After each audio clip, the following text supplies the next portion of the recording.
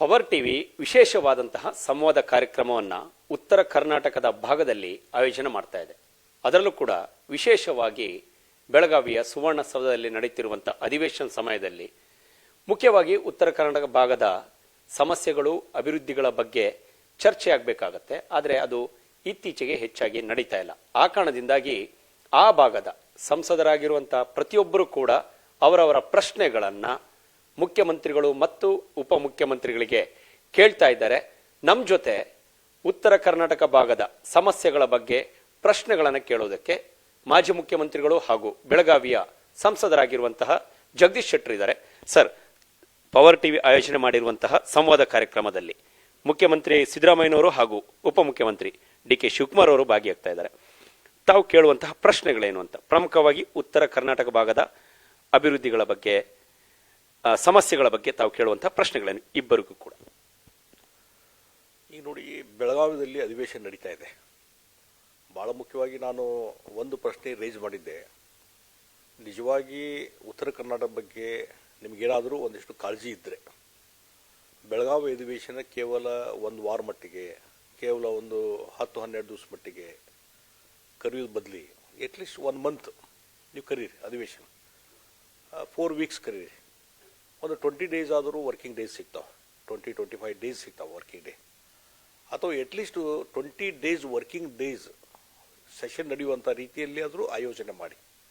ಆವಾಗ ಏನಾಗ್ತದೆ, ಒಂದಿಷ್ಟು ನಿಜವಾದಂಥ ಒಂದು ಚರ್ಚೆಗಳು ಆಗಲಿಕ್ಕೆ ಸಾಧ್ಯತೆ. ಅದು ಆಗ್ತಾ ಇಲ್ಲ. ಕೇವಲ ಏನಾಗಿದೆ, ತೋರಿಕೆಗೆ ಮಾತ್ರ ಒಂದು ಸಲ ಅಧಿವೇಶನ ಕರೆಯೋದು. ಒಂದು ಈಗ ನೋಡಿ 2 ವಾರ ಕರೆದಂಗೆ ಮಾಡಿದರು. ಅದರಲ್ಲಿ ನಮ್ಮ 3-4 ದಿವಸ 1-2 ರಜೆ, ಮತ್ತೊಂದು ಸ್ಯಾಟರ್ಡೆ ಸಂಡೇ ಅಂತ ಹೋಗ್ತದ್ರೆ ಬಹುಶಃ 8 ದಿವಸ ಮಾತ್ರ ವರ್ಕಿಂಗ್ ಡೇಸ್ ಸಿಗ್ತದೆ.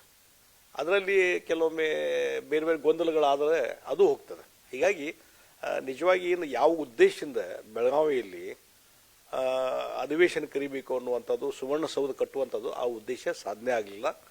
ಅದಕ್ಕೆ ಮುಖ್ಯಮಂತ್ರಿಗಳು ಮತ್ತು ಉಪಮುಖ್ಯಮಂತ್ರಿಗಳು ಇದ್ರ ಬಗ್ಗೆ ಆಲೋಚನೆ ಮಾಡಬೇಕಾಗ್ತದೆ. ಯಾಕೆ ಹಿಂಗಾಗ್ತಾ ಇದೆ ಅನ್ನುವಂಥದ್ದು, ಅದಕ್ಕೇನು ಪರಿಹಾರ, ಆ ದಿಕ್ಕಿನಲ್ಲಿ ವಿಚಾರ ಮಾಡಿ. ಯಾಕಂದರೆ ನಿಮ್ದು 5 ವರ್ಷದ ಗೌರ್ಮೆಂಟು, ಕ್ಲಿಯರ್ ಮೆಜಾರಿಟಿ ಬಂದದ, 130ಕ್ಕೂ ಹೆಚ್ಚು ಸೀಟ್ ಬಂದಾವ. ನಿಮಗೆ ಭಾಳ ದೊಡ್ಡ ಬಲ ಇದೆ. ನಿಮಗೆ ಇಷ್ಟು ಇದ್ದಾಗೂ ಸಹಿತಕ್ಕೆ ಒಂದು ಏನಾದರೂ ಇಚ್ಛಾಶಕ್ತಿ ತೋರಿಸಿ ನೀವು ಅಧಿವೇಶನ ಸರಿಯಾಗಿ ನಡೆಸಬೇಕಲ್ಲ, ಅದು ನಡೆಸಲ್ಲ. ಹೋಗಲಿ, ಇಲ್ಲಿ ಬಂದ ಮೇಲೆ ಆದರೂ ಇಲ್ಲಿ ಉತ್ತರ ಕರ್ನಾಟಕದ ವಿಚಾರಗಳ ಬಗ್ಗೆ ಚರ್ಚೆ ಮಾಡಲಿಕ್ಕೆ ಅವಕಾಶನೇ ಇಲ್ಲ. ಬೇರೆ ಬೇರೆ ವಿಚಾರಗಳ ಬಗ್ಗೆ ಗೊಂದಲ ನಿರ್ಮಾಣ ಆಗ್ತದೆ, ಅಡ್ಜೋರ್ನ್ ಆಗ್ತದೆ, ಮತ್ತು ಎಲ್ಲ ಗಂಟೆ ಮೂಟೆ ಕಟ್ಕೊಂಡು ಎಲ್ಲರೂ ತಮ್ಮ ಊರಿಗೆ ಹೋಗುವಂಥದ್ದು ಆಗ್ತದೆ. ಒಂದು ಜಾತ್ರೆ ನಡೆದಂಗೆ ಆಗ್ತದೆ ಹೊರತು ಏನೋ ಒಂದು ಪರಿಣಾಮ ಆಗಲಿಲ್ಲ ಅನ್ನುವಂಥ ಮಾತನ್ನು ಈ ಸಂದರ್ಭ ಹೇಳ್ತೀನಿ.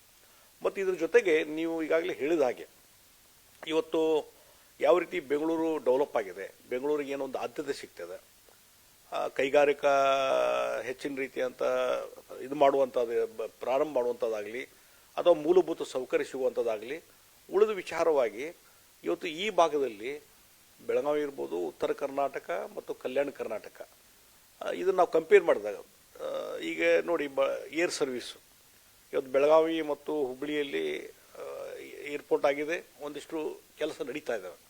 ಗುಲ್ಬರ್ಗದಲ್ಲಿ ಆಯಿತು. ಈ ಗುಲ್ಬರ್ಗದಲ್ಲಿ ಆದಂಥದ್ದಕ್ಕೆ ನೇರವಾಗಿ ದೆಹಲಿಗೆ ಒಂದು ಫ್ಲೈಟ್ ಇದ್ದು ಅದು ಇವತ್ತಿಲ್ಲ. ಬೆಂಗಳೂರಿಗೆ ರೆಗ್ಯುಲರ್ ಇದ್ದು ಅದು ಇವತ್ತಿಲ್ಲ. ಬೀದರ್ದಲ್ಲಂತೂ ಒಂದು ಫ್ಲೈಟು ಸರ್ವಿಸ್ ಇಲ್ಲ. ಇದ್ರ ಬಗ್ಗೆ ಏನಾದರೂ ಮುಖ್ಯಮಂತ್ರಿ ಉಪಮುಖ್ಯಮಂತ್ರಿ ಏನು ಚರ್ಚೆ ಮಾಡಿದಾರೋ, ಡಿಸ್ಕಷನ್ ಮಾಡಿದಾರೋ, ಯಾಕೆ ಇದು ಬಂದಾಯಿತು, ಯಾಕೆ ನಡೀತಾ ಇಲ್ಲ? ಈಗ ನೋಡಿ, ಹೋಲ್ ಎಂಟೈರ್ ಕಲ್ಯಾಣ ಕರ್ನಾಟಕ, ಇದು ಕಲ್ಯಾಣ ಕರ್ನಾಟಕ ಅಂದರೆ ಹೈದರಾಬಾದ್ ಕರ್ನಾಟಕ, ಯಾವುದೇ ಒಂದು ಏರ್ ಸರ್ವಿಸೇ ಇಲ್ಲ, ಕನೆಕ್ಟಿವಿಟಿ ಇಲ್ಲ. ಬೆಂಗಳೂರಿಗೆ ದಿಲ್ಲಿ ಕನೆಕ್ಟಿವಿಟಿ ಇಲ್ಲ. ಇದರಿಂದ ಏನಾಗಿದೆ, ಡೆವಲಪ್ಮೆಂಟಿಗೆ ತೊಂದರೆ ಆಗ್ತದೆ. ನಾ ಇತ್ತೀಚೆಗೆ ಬಸವ ಕಲ್ಯಾಣಕ್ಕೆ ಹೋದಾಗ ಅದನ್ನೇ ಹೇಳಿದೆ ನಾನು, ಬೀದರ್ ಏರ್ಪೋರ್ಟ್ ಡೆವಲಪ್ ಆಗ್ರಿ, ಗುಲ್ಬರ್ಗ ಏರ್ಪೋರ್ಟಿಗೆ ರೆಗ್ಯುಲರ್ ಸರ್ವಿಸ್ ಆಗಲಿ ಬೇರೆ ಬೇರೆ ಸಿಟಿಗಳಿಗೆ, ಆವಾಗ ಆ ಏರಿಯಾ ಡೆವಲಪ್ ಆಗ್ತದೆ. ಯಾಕಂದ್ರೆ ಇದನ್ನು ಯಾಕೆ ಹೇಳ್ತೇನೆ ಅಂದರೆ, ಇವತ್ತು ಹುಬ್ಳಿಯಲ್ಲಿ ಏನು ರೆಗ್ಯುಲರ್ ಆಗಿ ಫ್ಲೈಟ್ಸ್ ಬೇರೆ ಬೇರೆ ಸಿಟಿಗಳು ಹೊಂಟಿದ್ದಾವೆ, ಬೆಳಗಾವಿಯಿಂದ ಏನು ಹೊಂಟಿದ್ದಾವೆ, ಅದರಿಂದ ಭಾಳ ದೊಡ್ಡ ಪ್ರಮಾಣದಲ್ಲಿ ಒಂದು ಬದಲಾವಣೆ ಆಗುವುದನ್ನು ನಾವು ನೋಡ್ತೀವಿ. ಅದ್ರ ಬಗ್ಗೆ ಆತೈತೆ ಕೊಡಬೇಕು. ಮತ್ತು ಇವತ್ತು ಇಂಡಸ್ಟ್ರಿ ಬಗ್ಗೆ, ಕೈಗಾರಿಕೆಗಳಿಂದ ಬೆಳವಣಿಗೆ ಬಗ್ಗೆ, ನಾನು ಇಂಡಸ್ಟ್ರಿ ಮಿನಿಸ್ಟ್ರಿದಾಗ ಬಿಹಾಂಡ್ ಬೆಂಗಳೂರು ಅನ್ನುವಂಥದ್ದು ಒಂದು ಕಾನ್ಸೆಪ್ಟ್ ನಾನು ಇಂಡಸ್ಟ್ರಿಯಲ್ ಪಾಲಿಸಿಯಲ್ಲಿ ತೊಗೊಂಬಂದೆ. ನಾನು ಅದನ್ನ ಪ್ರಾಪರಾಗಿ ಇಂಪ್ಲಿಮೆಂಟ್ ಮಾಡುವಂಥ ಕೆಲಸ ಇವತ್ತು ಆಗಬೇಕಾಗಿದೆ. ಇವತ್ತು ಉತ್ತರ ಕರ್ನಾಟಕದಲ್ಲಿ ಇನ್ವೆಸ್ಟರ್ಸ್ ಮೀಟ್ ಮಾಡಿ, ನಾನು ಒಂದ್ಸಲ ಹುಬ್ಬಳ್ಳಿಯಲ್ಲಿ ಮಾಡಿದೆ, ನೀವು ಇನ್ವೆಸ್ಟರ್ಸ್ ಮೀಟ್ ಬೆಂಗಳೂರಲ್ಲೇ ಯಾಕೆ ಬೇಕು? ಈಗ ನೆಕ್ಸ್ಟ್ ಮಂತ್ ಏನೋ ಒಂದು ಇನ್ವೆಸ್ಟರ್ಸ್ ಮೀಟ್ ಮಾಡ್ತೀರಿ, ಅದೇ ರೀತಿ ಹುಬ್ಳಿಯಲ್ಲಿ ಮಾಡ್ರಿ, ಬೆಳಗಾವಿಯಲ್ಲಿ ಇನ್ವೆಸ್ಟರ್ಸ್ ಮೀಟ್ ಮಾಡ್ರಿ, ಗುಲ್ಬರ್ಗದಲ್ಲಿ ಮಾಡ್ರಿ. ಆವಾಗ ಒಂದು ಆದ್ಯತೆ ಸಿಗ್ತದೆ. ಅದು ಆಗ್ತಾನೆ ಇಲ್ಲ. ಮತ್ತು ಆ ಭಾಗದ ಯೋಜನೆಗಳಿಗೆ ಇವತ್ತು ಕಳಸಾ ಬಂಡೂರಿ ಮಾದರಿ ಯೋಜನೆ ಇದೆ. ಇವತ್ತು ಕೇಂದ್ರ ಸರ್ಕಾರದ ಒಂದು ಜವಾಬ್ದಾರಿ ಇದೆ, ಅದಕ್ಕೂ ನಾವು ಒತ್ತಾಯ ಮಾಡ್ತಾ ಇದ್ದೇವೆ. ಆ ರಾಜ್ಯ ಸರ್ಕಾರ ಯಾವ ರೀತಿ ಪ್ರಮಾಣದಲ್ಲಿ ಅದಕ್ಕೊಂದು ಆಕ್ಟಿವಿಟೀಸ್ ಮಾಡಬೇಕಾಗಿತ್ತು, ರಾಜ್ಯ ಸರ್ಕಾರ ಮಾಡ್ತಾ ಇಲ್ಲ. ಈ ಕೇಂದ್ರ ಸರ್ಕಾರದಲ್ಲಿ ಎಲ್ಲೆಲ್ಲಿ ಫಾರೆಸ್ಟ್ ಕ್ಲಿಯರೆನ್ಸ್ ಏನದ ಅದಕ್ಕೂ ನಾವು ಪ್ರೆಷರ್ ಮಾಡ್ತಾ ಇದ್ದೇವೆ, ಬಿಟ್ಟಿಲ್ಲ ನಾವು ಮಾಡ್ತಾ ಇದ್ದೇವೆ. ಆ ಹಿನ್ನೆಲೆ ಇಂಥ ಪ್ರಾಜೆಕ್ಟ್ಗಳಿಗೆ ಒಂದು ಹೆಚ್ಚಿನ ಆದ್ಯತೆ. ಇವತ್ತು ನೀರಾವರಿ ಯೋಜನೆ, ಅಪರ್ ಕೃಷ್ಣ ಯೋಜನೆ, UKP ಈಗ ಎಲ್ಲಿವರೆಗೆ ಅಂತಂದರೆ ಅದಕ್ಕೆ ಈ ಬಹುಶಃ ಸಿದ್ದರಾಮಯ್ಯ ಸರ್ಕಾರ ಈ ಸಲ ಬಂದ ಮೇಲೆ ಎಷ್ಟು ಹಣ ಕೊಟ್ಟಿದ್ದಾರೆ ಹೇಳಿಬಿಡ್ಲಿ. ಲ್ಯಾಂಡ್ ಅಕ್ವಿಷನ್ಗೆ ಹಣನ ಕೊಡಲಿಲ್ಲ. ಹಿಂದೆ ನಮ್ಮ BJP ಸರ್ಕಾರ ಇದ್ದಾಗ ನಾವು ಲ್ಯಾಂಡ್ ಅಕ್ವಿಷನ್ ಹಣ ಕೊಟ್ವಿ. ಈಗ ಅದನ್ನು ಇನ್ನೂ ಹೆಚ್ಚು ಎತ್ತರ ಆಲ್ಮಟ್ಟಿ ಡ್ಯಾಮನ್ನು ಎತ್ತರ ಮಾಡಬೇಕು ಅನ್ನುವಂಥದ್ದು ಇವತ್ತಿದೆ. ಅದಕ್ಕೂ ಇನ್ನೂ ಆದ್ಯತೆ ಕೊಡ್ತಾ ಇಲ್ಲ. ಇವತ್ತು ನಾನು ಸಿದ್ದರಾಮಯ್ಯ ಬಂದ ಮೇಲೆ ನಿಮ್ಮ ಬಜೆಟ್ನಲ್ಲಿ ಈ UKP ಪ್ರಾಜೆಕ್ಟಿಗೆ ಎಷ್ಟು ಹಣ ಇಟ್ಟಿರಿ, ಭೂ ಸ್ವಾಧೀನ ಮಾಡಲಿಕ್ಕೆ ಎಷ್ಟು ಹಣ ಇಟ್ಟಿದ್ರಿ, ಆ ಡ್ಯಾಮ್ ಎತ್ತರ ಇದನ್ನು ಎತ್ತರ ಮಾಡಲಿಕ್ಕೆ ಏನು ಇದು ಮಾಡಿದ್ರಿ, ಆಕ್ಟಿವಿಟೀಸ್ ಮಾಡಿದ್ರಿ, ಇವೆಲ್ಲ ನಾನು ಕ್ವಶನ್ ಕೇಳ್ತಾ ಇದ್ದೇನೆ ಇವತ್ತು CM DCMಗೆ. ಅದಕ್ಕೆ ಆದ್ಯತೆ ಇಲ್ಲ. ಇವತ್ತು ನೀರಾವರಿ ಮಂತ್ರಿ ಇದ್ದಾರೆ DK ಶಿವಕುಮಾರ್, UKP ಬಗ್ಗೆ ಏನು ಚಿಂತನೆ ಮಾಡ್ತಿದ್ರಿ? ಹೀಗಾಗಿ ಎತ್ತಿನ ಹೊಳೆ ಮಾಡ್ರಿ, ಅದನ್ನು ಮಾಡ್ರಿ, ಬೇಡ ಅನ್ನೋದಿಲ್ಲ. ಎತ್ತಿನ ಹೊಳೆನೂ ಆಗಬೇಕು, ಅದಕ್ಕೆ ಬೇಡ ಅನ್ನೋದೇ ಇಲ್ಲ. ಕಾವೇರಿಗೂ ಆದ್ಯತೆ ಕೊಡ್ರಿ, ಆದರೆ ಅದೇ ರೀತಿ UKPಗೂ ಆದ್ಯತೆ ಕೊಡ್ರಿ, ಕಳಸಾ ಬಂಡೂರಿಗೆ ಆದ್ಯತೆ ಕೊಡಿ. ಅದು ಆಗ್ತಾನೆ ಇಲ್ಲ. ಮೂಲಭೂತ ಸೌಕರ್ಯಗಳು ಏನೊಂದು ಇಲ್ಲಿ ವ್ಯವಸ್ಥಿತ ರೀತಿಯಾಗಿ ಡೆವಲಪ್ ಆಗಬೇಕು ಈ ಭಾಗದಲ್ಲಿ, ಅದು ಆಗದೇ ಇರುವುದಕ್ಕೆ ಇವತ್ತು ಉತ್ತರ ಕರ್ನಾಟಕ ಅನ್ನುವಂಥದ್ದು ಅದು ಮತ್ತು ಅಲ್ಲಿಗೆ ಉಳಿದಿದೆ. ಮತ್ತು ನಾನು ಇನ್ನೊಂದು ಹಿಂದೆ ನಾನು ಲೀಡರ್ ಆಫ್ ಅಪೋಸಿಷನ್ ಇದ್ದಾಗೂ ಒಂದು ಕ್ವಶನ್ ರೇಸ್ ಮಾಡಿದ್ದೆ. ಡಾಕ್ಟರ್ ನಂಜುಂಡಪ್ಪನವರು ಇದ್ರ ಬಗ್ಗೆ ಅಧ್ಯಯನ ಮಾಡಿಕೊಂಡು, ಡಾಕ್ಟರ್ ನಂಜುಂಡಪ್ಪ ವರದಿ ಅಂದರೆ ಭಾಳ ಪ್ರಸಿದ್ಧವಾದಂಥದ್ದು, ಅದರ ಆಧಾರ ಮೇಲೇ ನಮ್ಮ BJP ಸರ್ಕಾರ ಇದ್ದಾಗ ಸಾಕಷ್ಟು ಅನುದಾನ ಕೊಡುವಂಥದ್ದು, ವಿಶೇಷ ಅನುದಾನ ಕೊಡುವಂಥದ್ದು ಪ್ರಾರಂಭ ಮಾಡಿದ್ದೆ. ಅದು ಎಲ್ಲ ಸರ್ಕಾರಗಳು ಮಾಡಿದರು. ಆದರೆ ನಾವು ಒಂದು ಕ್ವಶನ್ ನಾನು ಅವತ್ತು ರೈಸ್ ಮಾಡಿದ್ದೆ ಸಿದ್ದರಾಮಯ್ಯ ಅವರಿಗೆ. ನೋಡಪ್ಪ, ಆಯ್ತಪ್ಪ, ಈ ಒಂದು ನಂಜುಂಡಪ್ಪ ವರದಿ ಪ್ರಕಾರ ಇಷ್ಟೊಂದು 30,000 ಕೋಟಿಯಿಂದ 40,000 ಕೋಟಿ ಖರ್ಚು ಮಾಡಿದ್ದೆ ನಾವು ಎಲ್ಲ ಸರ್ಕಾರ ಕೂಡಿ. ಅದರಿಂದ ರಿಸಲ್ಟ್ ಏನು ಬಂತು? ಅದಕ್ಕೇನಾದರೂ ಒಂದು ರಿವ್ಯೂ ಮಾಡಿದ್ರು ಹೇಗೆ? ರಿವ್ಯೂ ಮಾಡಬೇಕಲ್ಲ, ಅದಕ್ಕೊಂದು ಇಮಿಡಿಯೇಟ್ಲಿ ಒಂದು ಕಮಿಟಿ ಮಾಡಿರಿ ಮತ್ತೊಂದು ಅಂತ ಹೇಳಿದೆ ನಾನು. ಬಿಗಿನಿಂಗ್ ಮಾಡಲಿಲ್ಲ, ಇತ್ತೀಚೆಗೇನೋ ಮಾಡಿದರು, 1 ವರ್ಷ 2 ವರ್ಷ ಆಯ್ತು ಈಗ. ಆದರೆ ಅದರದ್ದು ಏನು ಆ್ಯಕ್ಟಿವಿಟೀಸ್ ಏನು ನಡೆದೋ ಆ ಕಮಿಟಿಯವರು ರಿವ್ಯೂ ಮಾಡುವಂಥದ್ದು ಬಗ್ಗೆ, ರಿವೈವ್ ಮಾಡುವಂಥದ್ದು ಬಗ್ಗೆ ಏನಾದರೂ ಆಲೋಚನೆ ಮಾಡಿದರು ಹೇಗೆ? ಅವಲೋಕನ ಮಾಡಬೇಕಾಗಿದೆ. ಆ ನಂಜುಂಡಪ್ಪ ವರದಿ ಬೇಸಿಕ್ ಏನಿತ್ತು, ಎಷ್ಟು ಹಣ ಖರ್ಚು ಮಾಡಿದ್ವಿ, ಆದಮೇಲೆ ಎಷ್ಟು ಬ್ಯಾಕ್ವರ್ಡು, ಮೋಸ್ಟ್ ಬ್ಯಾಕ್ವರ್ಡ್ ಅಂತ ತಾಲೂಕಿದ್ದು, ಅದರಲ್ಲಿ ಎಷ್ಟು ಬ್ಯಾಕ್ವರ್ಡ್ ತಾಲೂಕುಗಳು ಡೆವಲಪ್ ಆಗಿ ಇವತ್ತು ಮುಂದುವರೆದ ತಾಲೂಕು ಅಂತ ಆಗಿದ್ದಾವೆ. ಇದೊಂದು ಚಿತ್ರ ಬೇಕಲ್ಲ ಜನರ ಮುಂದೆ. ಇಷ್ಟೆಲ್ಲ ನೀವು ಹಣ ಖರ್ಚು ಮಾಡಿದ ಮೇಲೆ ಅದು ಇವತ್ತು ಹೊರಗೆ ಬರಲೇ ಇಲ್ಲ.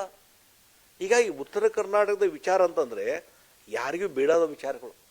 ಇಲ್ಲಿ ಏನೋ ಅದ್ರ ಬಗ್ಗೆ ಆಲೋಚನೆ ಮಾಡೋದೇ ಇಲ್ಲ. ಆ ರೀತಿ ಪರಿಸ್ಥಿತಿ ಇವತ್ತು ನಿರ್ಮಾಣ ಆಗಿದೆ. ಈಗ ಇದ್ದಂಥ ವ್ಯವಸ್ಥೆಯಲ್ಲಿ ಇವತ್ತು ನಾನು ಲೋಕಸಭಾ ಸದಸ್ಯನಾಗಿ ಕೇಂದ್ರ ಸರ್ಕಾರದಿಂದ ಏನೇನೋ ಯೋಜನೆ ತರಬೇಕು, ಯಾವ ರೀತಿ ಮೂಲಭೂತ ಸೌಕರ್ಯ ಅಭಿವೃದ್ಧಿ ಆಗಬೇಕು, ಅದಕ್ಕೆ ಆಲೋಚನೆ ಮಾಡ್ತಾ ಇದ್ದೇನೆ. ಆ ಪ್ರಯತ್ನ ನಾನು ಮುಂದುವರಿಸ್ತಾ ಇದ್ದೇನೆ. ಈಗ ಯಲ್ಲಮ್ಮನಗುಡ್ಡದ್ದು ದೇವಸ್ಥಾನದ ಬಗ್ಗೆ ಕೇಂದ್ರ ಸರ್ಕಾರದ ಒಂದು ಪ್ರಪೋಸಲ್ ಇತ್ತು ನಮ್ಮ ರಾಜ್ಯದಿಂದ, ಯಾವುದು ಪ್ರವಾಸೋದ್ಯಮ ಇಲಾಖೆಯಿಂದ 100 ಕೋಟಿ ರೂಪಾಯಿ ಮೊನ್ನೆ ಇವರಿಗೆ ನಮ್ಮ ಇದು ಟೂರಿಸಂ ಡಿಪಾರ್ಟ್ಮೆಂಟ್ ಅವ್ರ ಮಿನಿಸ್ಟರ್ಗೂ ಭೇಟಿಯಾಗಿ ಇಲ್ಲಿ ಹೇಳಿದ ಮೇಲೆ ಆ ಪ್ರಪೋಸಲ್ ಅಪ್ರೂವಲ್ ಆಯ್ತು ಮೊನ್ನೆ 100 ಕೋಟಿ. ಈ ರೀತಿ ಹಲವಾರು ಯೋಜನೆಗಳಿದ್ದಾವೆ, ಅದನ್ನು ಮಂಜೂರು ಮಾಡಿಸುವಂಥದ್ದು ಅದಕ್ಕೊಂದು ಪ್ರಯತ್ನ, ಸೀರಿಯಸ್ ಪ್ರಯತ್ನ. ಇವತ್ತು ಇಲ್ಲಿ ಪ್ರತಿನಿಧಿ ಅಂತ ಇದ್ದಾರೆ ರಾಜ್ಯ ಸರ್ಕಾರದ್ದು. ಈ ನಮ್ಮ ಅಧಿವೇಶನ ನಡೀತಾ ಇದೆ. ಇವತ್ತು ಲಾಸ್ಟ್ ಅಧಿವೇಶನ ನಡೆದಾಗ ಮುಖ್ಯಮಂತ್ರಿಗಳು ಬಂದು ಕುಂತರು, ಮೀಟಿಂಗ್ ತೊಗೊಂಡ್ರು. ಈ ಅಧಿವೇಶನ ಇತ್ತಲ್ಲ, ಚಳಿಗಾಲ ಅಧಿವೇಶನಕ್ಕೆ ಏನಾದರೂ ಮುಖ್ಯಮಂತ್ರಿ ಅಥವಾ ಉಪಮುಖ್ಯಮಂತ್ರಿ ಬಂದು ಕುಂತ್ರನ ಇಲ್ಲಿ ಬರ್ತಾರೆ, ತಮ್ಮ ರಾಜಕೀಯ ಕೆಲಸಕ್ಕೆ ಬರ್ತಾರೆ, ಹೋಗ್ತಾರೆ ಅಷ್ಟೇ. ಪ್ರಧಾನಮಂತ್ರಿಗಳು ಭೇಟಿ ಆಗ್ತಾರೆ, ಹೋಗ್ತಾರೆ. ಆದರೆ ಲೋಕಸಭಾ ಸದಸ್ಯರ ಜೊತೆ ಏನಾದರೂ ಸಮಾಲೋಚನೆ ಮಾಡಬೇಕಾಯ್ತಲ್ಲ. ಅಥವಾ ಈ ರೀತಿ ವಿಚಾರಗಳು ಈ ಇಶ್ಯೂ ಹಾಗೆ ಪೆಂಡಿಂಗ್ ಉಳಿದಾವೆ, ಇದಕ್ಕೊಂದು ಪ್ರಯತ್ನ ಮಾಡಿ ಪಾರ್ಲಿಮೆಂಟಲ್ಲಿ ಒತ್ತಾಯ ಮಾಡಿ, ಅಥವಾ ಸಂಬಂಧಪಟ್ಟಂಥ ಸಚಿವರು ಹೋಗಿ ಭೇಟಿ ಆಗೋಣ ಅನ್ನುವಂಥದ್ದು ಅವ್ರ ಕಡೆಯಿಂದ ಬರಬೇಕಾಗಿತ್ತಲ್ಲ. ನಮ್ಮದೇನು ಪ್ರಯತ್ನ ನಾವು ಮಾಡ್ತಾ ಇದ್ದೇವೆ.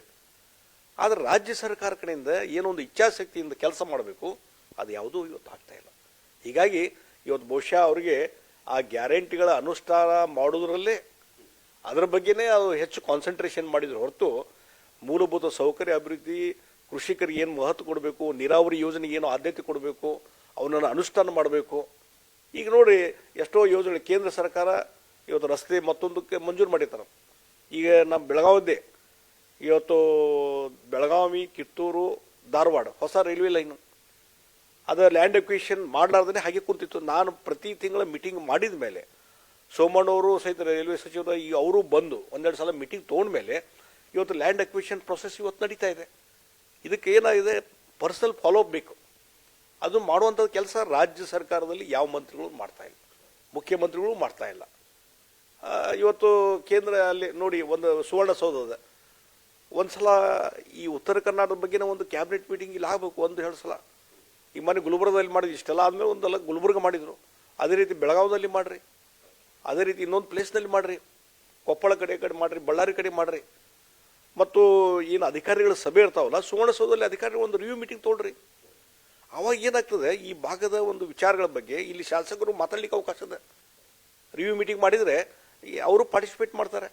ಸೆಷನ್ ಒಂದು ಕಡೆ ಮತ್ತು ರೆಗ್ಯುಲರ್ ಆದಂಥ ಮೀಟಿಂಗ್ಗಳು ಈ ಭಾಗದಲ್ಲಿ ನಡೆದರೆ ಅಧಿಕಾರಿಗಳು ಎಚ್ಚರ ಆಗ್ತಾರೆ. ಅದು ಯಾವುದೂ ಆಗ್ತಾ ಇಲ್ಲ ಅನ್ನುವಂಥದ್ದು.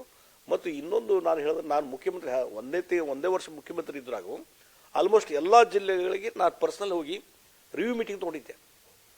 ಸಿದ್ದರಾಮಯ್ಯನವರು ಎಷ್ಟು ರಿವ್ಯೂ, ಬರೀ ಬೆಂಗಳೂರಲ್ಲಿ ಕುಂತು DC CO ಮೀಟಿಂಗ್ ತೊಗೊಳ್ಳೋದು ಅಷ್ಟೇ ಅಲ್ಲ, ಅಲ್ಲಿ ಒಂದು ರಿವ್ಯೂ ಮೀಟಿಂಗ್ ಮಾಡೋದಲ್ಲ ಡಿಪಾರ್ಟ್ಮೆಂಟಿದ್ದು.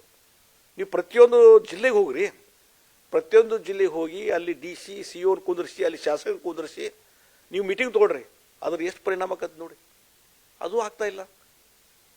ಬರೀ ಗ್ಯಾರಂಟಿ ಯೋಜನೆ, ಅದು ಪ್ರಚಾರ, ಅಲ್ಲಿ ಒಂದು ಸಮಾವೇಶ, ಇದಕ್ಕೆ ನಿಮ್ಮ ಟೈಮ್ ಕೊಡ್ತಾ ಇದ್ರಿ ಹೊರತು ನಿಜವಾಗಿ ವೈಯಕ್ತಿಕವಾಗಿ ಏನೊಂದು ರಿವ್ಯೂ ಮೀಟಿಂಗ್ ಮಾಡಿ ಅಧಿಕಾರಿಗಳ ಮೇಲೆ ಎಚ್ಚರಗೊಳಿಸುವಂಥದ್ದು, ಅಲರ್ಟ್ ಮಾಡುವಂಥದ್ದು ಏನಾಗಬೇಕಂತಲ್ಲ, ಅದು ಯಾವುದೂ ಇವತ್ತಾಗಲಿಲ್ಲ ಮುಖ್ಯಮಂತ್ರಿ ಉಪಮುಖ್ಯಮಂತ್ರಿ. ಹೀಗಾಗಿ ಆಡಳಿತ ವ್ಯವಸ್ಥೆ ಸಂಪೂರ್ಣ ಹದಗೆಟ್ಟು ಹೋಗಿದೆ. ಯಾವ ಅಧಿಕಾರಿಗಳು ಯಾವುದನ್ನು ಇಂಪ್ಲಿಮೆಂಟ್ ಮಾಡಲಾರಂಥ ಪರಿಸ್ಥಿತಿ ಒಳಗೆ ಇವತ್ತಿದ್ದಾರೆ. ಅಧಿಕಾರಿಗಳು ಒಂದು ರೀತಿ ಅಸಡ್ಡೆಯಿಂದ ನಡ್ಕೊತಾ ಇದ್ದಾರೆ. ಅವ್ರಿಗೆ ಯಾವುದೇ ಜನಸಾಮಾನ್ಯರ ರೈತರ ಬಗ್ಗೆ ಯಾವುದೇ ಕಾಳಜಿ ಇಲ್ಲದಂಥ ಪರಿಸ್ಥಿತಿ ಇವತ್ತು ನಿರ್ಮಾಣ ಆಗಿದೆ. ಸರ್, ಈಗ ಸರ್ಕಾರಕ್ಕೆ ಮತ್ತು ಮುಖ್ಯವಾಗಿ ಮುಖ್ಯಮಂತ್ರಿಗಳಿಗೆ ಮತ್ತು ಉಪಮುಖ್ಯಮಂತ್ರಿಗಳು ಸಂವಾದದಲ್ಲಿ ಭಾಗಿಯಾಗ್ತಾ ಇದ್ದಾರೆ. ಸೊ ಅವರಿಗೆ ಕೊಡುವಂತಹ ಸಲಹೆಗಳೇನು? ಯಾಕೆಂದ್ರೆ ತಾವು ಕೂಡ ಸಾಕಷ್ಟು ಅನುಭವಿ, ಆಡಳಿತಾತ್ಮಕವಾಗಿ ಎಲ್ಲ ರೀತಿಯಾದಂಥ ಒಂದು ತಾವು ಅನುಭವಿ ಪಟ್ಟಿರುವಂಥವ್ರು, ಆಡಳಿತಾತ್ಮಕವಾಗಿ ಮುಖ್ಯಮಂತ್ರಿ ಆಗಿದ್ದಂಥವ್ರು, ಸಚಿವರಾಗಿ ಕಾರ್ಯನಿರ್ವಹಿಸಿದ್ದೀರಿ. ಹೇಗೆ ತೆಗೆದುಕೊಂಡು ಹೋಗಬೇಕು ಉತ್ತರ ಕರ್ನಾಟಕವನ್ನು ಅಭಿವೃದ್ಧಿಪಡಿಸಬೇಕು ಅಂತೇಳಿ ಸಲಹೆ ಮತ್ತು ಮಾರ್ಗದರ್ಶನ ಕೊಡೋದಾದ್ರೆ? ನಾನು ಈಗಾಗಲೇ ಹಲವಾರು ವಿಚಾರಗಳನ್ನು ಹೇಳಿದೆ. ನಾನು ಅದು ಸಲಹೆನೂ ಇರ್ಬೋದು, ಟೀಕೆನೂ ಇರ್ಬೋದು. ಒಂದು ಇನ್ವೆಸ್ಟರ್ಸ್ ಮೀಟ್ ಈ ಭಾಗದಲ್ಲಿ ಮಾಡ್ರಿ, ಉತ್ತರ ಕರ್ನಾಟಕ ಭಾಗದಲ್ಲಿ. ಬೆಂಗಳೂರೇ ಆಗಬೇಕು ಇನ್ವೆಸ್ಟರ್ಸ್ ಮೀಟ್ ಮಾಡಲಿಕ್ಕೆ. ಇಲ್ಲಿ ತೊಗೊಂಬರ್ರಿ ಎಲ್ಲರೂ ಇನ್ವೆಸ್ಟರ್ಸನ್ನು. ಆವಾಗ ಇಲ್ಲಿ ನೆಲ ಜಲ, ಇಲ್ಲಿ ವಿಚಾರ, ಇಲ್ಲೇನೋ ಒಂದು ಪರಿಸ್ಥಿತಿ ಇದೆ, ಎಲ್ಲೋ ಅರ್ಥ ಆಗ್ತದೆ ಇನ್ವೆಸ್ಟರ್ಸ್ಗೆ. ಇಲ್ಲೂ ಬರ್ಲಿಕ್ಕೆ ಸಾಧ್ಯ. ಎಷ್ಟೋ ನಾ ಇಂಡಸ್ಟ್ರಿ ಮಿನಿಸ್ಟರ್ ಆಗಿ ಎಷ್ಟೋ ಇಂಡಸ್ಟ್ರಿ ತೊಗೊಂಬಂದಿನಿ. ಇಲ್ಲಿ ನಾನು ಎಕ್ಸಾಂಪಲ್ ಇದೆ, ಹುಬ್ಳಿ ಇನ್ವೆಸ್ಟರ್ಸ್ ಮೀಟ್ ಮಾಡಿದ್ರಿಂದ ಎಷ್ಟೋ ಇಂಡಸ್ಟ್ರಿ ಇಲ್ಲಿ ಬರ್ಲಿಕ್ಕೆ ಅನುಕೂಲ ಆಯಿತು.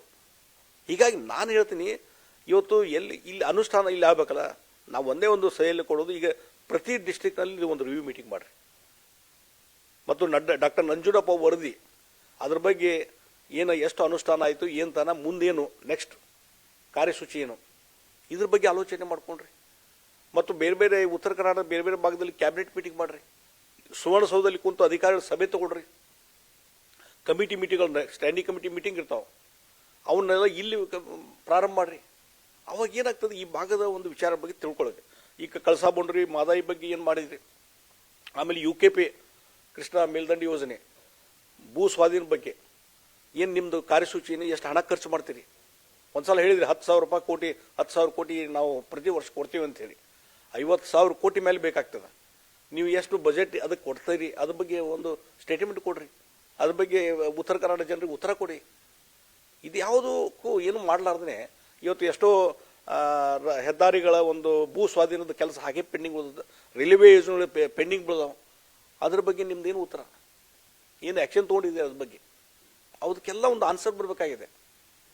ಮತ್ತು ರೈತರ ಸಮಸ್ಯೆಗಳ ಬಗ್ಗೆ ಏನಾದರೂ ಅವ್ರ ಜೊತೆ ಸಮಾಲೋಚನೆ ಮಾಡ್ಕೊಂಡ್ರೆ ಹೇಗೆ? ಉತ್ತರ ಕನ್ನಡ ಬಗ್ಗೆ, ರೈತರ ಬಗ್ಗೆ ಇಡೀ ರಾಜ್ಯದ ಮಾಡಬೇಕು, ಉತ್ತರ ಕನ್ನಡ ರೈತರ ನೀವು ತೆಗೆದುಕೊಳ್ಬೇಕಾಗುತ್ತೆ. ಅದ್ರ ಬಗ್ಗೆ ಏನಾದ್ರು ಆಲೋಚನೆ ಮಾಡಿದ್ರಿ? ಇಲ್ಲಿ APMCಗಳ ಅಭಿವೃದ್ಧಿ ಮಾಡಲಿಕ್ಕೆ ಏನಾದರೂ ಕ್ರಮ ಕೈಗೊಂಡಿದ್ರೆ ಹೇಗೆ? ವೇರ್ ಹೌಸ್ಗಳನ್ನು ಕಟ್ಟುವಂಥದ್ದು ಏನೋ ಪ್ರಾರಂಭ ಆಗಿದೆ ಹೇಗೆ? ಇಲ್ಲಿಂದ ಸಾಕಷ್ಟು ಪೊಟೆನ್ಷಿಯಲ್ ಇದೆ. ಇಲ್ಲಿಂದ ಬೇರೆ ಬೇರೆ ರಾಷ್ಟ್ರಗಳಿಗೆ ಹೂವು, ಹಂಪಲ, ಕಾಯಿಪಲ್ಯ, ಇವತ್ತು ಬೆಳಗಾವಿ ಜಿಲ್ಲೆ ಹಣ್ಣು ಹಂಪಲ ಬೆಳಿಲಿಕ್ಕೆ ಭಾಳ ಫೇಮಸ್. ಇಲ್ಲಿಂದ ಬೇರೆ ಕಡೆ ಬೇರೆ ದೇಶಕ್ಕೆ ಎಕ್ಸ್ಪೋರ್ಟ್ ಮಾಡಲಿಕ್ಕೆ ಯಾವ ರೀತಿ ನೀವು ಕಾರ್ಯಸೂಚಿ ಇದೆ? ಈ ಭಾಳಷ್ಟು ಇಂಡಸ್ಟ್ರಿಯಲ್ ಪ್ರೊಡಕ್ಷನ್ ಎಷ್ಟೋ ಎಕ್ಸ್ಪೋರ್ಟ್ ಆಗ್ತವೆ. ಅದಕ್ಕೇನು ನಿಮ್ಮ ಕಾರ್ಯಸೂಚಿ ಇದೆ? ಈಗ ಭಾಳಷ್ಟು ವಿಚಾರಗಳನ್ನು ಹೇಳ್ಕೊಂತ ಹೋದ್ರೆ ಭಾಳ ದೊಡ್ಡದಿದೆ. ಆ ಹಿನ್ನೆಲೆಯಲ್ಲಿ ಇದಕ್ಕೆ ಬಹುಶಃ ಇದಕ್ಕೆಲ್ಲನೂ ಒಂದು ಉತ್ತರ ಕೊಡಬೇಕು ಅನ್ನುವಂಥದ್ದನ್ನು ಈ ಸಂದರ್ಭದಲ್ಲಿ ನಾನು ಹೇಳಿ ಬಯಸ್ತೇನೆ.